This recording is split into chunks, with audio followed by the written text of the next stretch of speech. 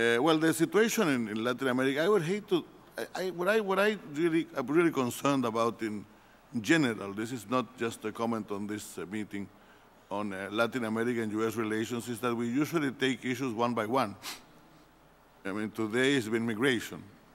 And when somebody says, no, it's drugs, then it's drugs. And when somebody says trade, it's trade. And we never look at the whole picture. For example, the migration issue is much more difficult if we look at it from the Latin American point of view.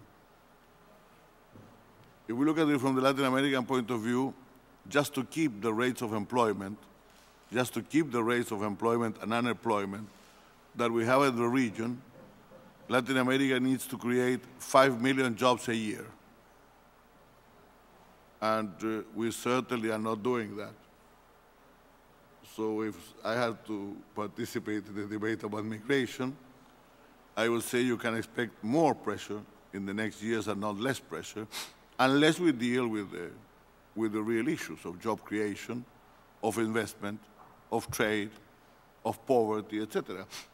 Because when we look only at one phenomenon, we tend to look at just the periphery and never go to the deeper problems, not looking at what has happened. We have stronger democracies in Latin America today than we had 20 years ago. That's a fact.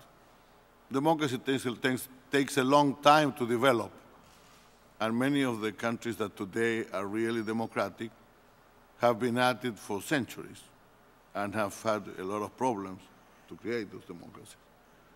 At the beginning of this democracy, we had a very bad economic situation, and we have just heard today that this is the third year of growth for Latin America. And in spite of everything that's said, usually, and some leaders say it very strongly, against the Washington consensus, it's hard to find a country that's not following some of the basic mandates of the Washington consensus. So the problem is now that once that the bases of democracy are reasonably set, that we have sound macroeconomic policies and we have electoral democracies, how do you get around spreading the benefits of that democracy to more people? And they're going to look for some kind of change. And of course, that's a nice scenario to many things that are going on. You see, it's much easier to say, no, it's what's going on in Venezuela, for example. I mean, President Chavez has been there for 7 years. He's the oldest ruler in the region, except Fidel Castro. Of course, Fidel is 47 years.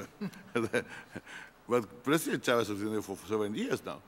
The prices of oil may have changed, but politically it's not something new.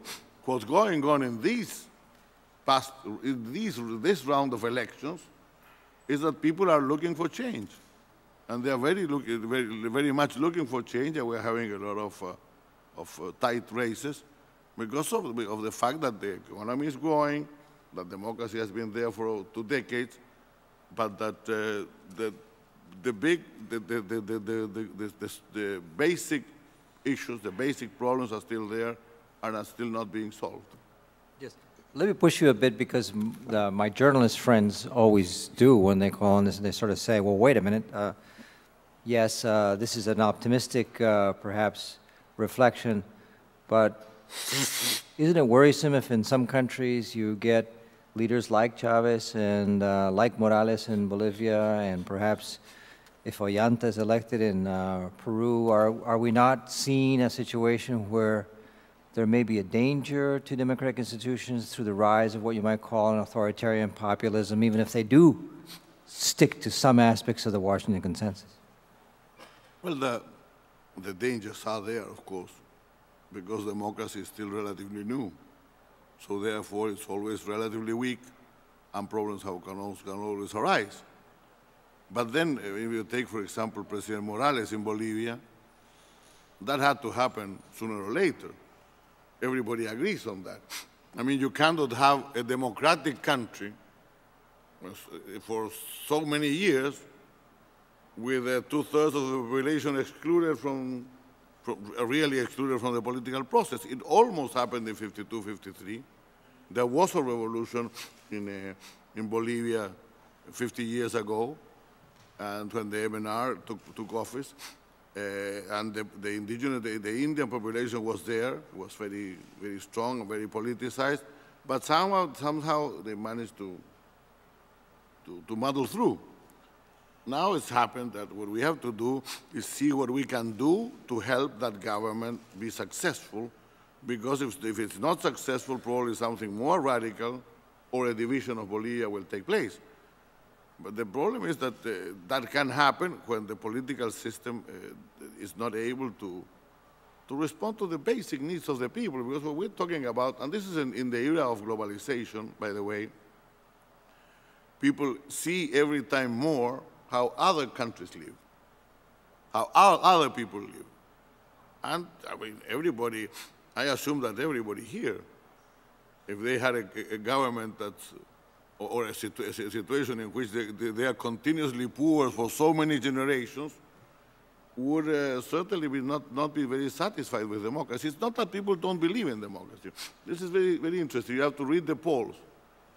The Latino Barometer poll, for example, was been very much commented. It shows that over 70% of Latin Americans believe that democracy is the best form of government.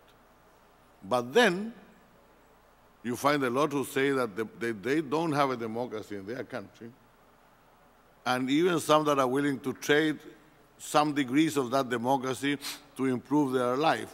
And that's what we have to confront. I mean, I'm not saying that there's no dangers. I mean, the path in Latin America is full of dangers, but the orientation, the scope has to be economic and social change that will bring about an improvement for the quality of life for so many people.